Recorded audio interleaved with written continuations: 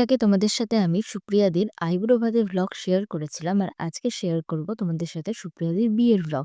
তো চলো রেডি হওয়া যাক। এই যে আমি ফটাফট রেডি হয়ে নিয়েছি। অনুষ্ঠান বাড়ি যাওয়ার আগে একবার যাব সুস্মিতাদের বাড়ি, সেখান থেকে সুস্মিতা আর ওর মেয়েকে পিক করার আছে। আর এই হলো আমাদের সুস্মিতার মেয়ে, দেখো কেমন করে হেসেই যাচ্ছে। বাড়ি থেকে পিক করে চলে গিয়েছিলাম সোজা অনুষ্ঠান বাড়ি। আর এই হলো আজকে আমাদের ব্রাইড। কি মিষ্টি লাগছে না দেখতে। সবাই মিলে একটু ছবি টবি তুলে নেওয়ার পর এখানে চলছিল আশীর্বাদ।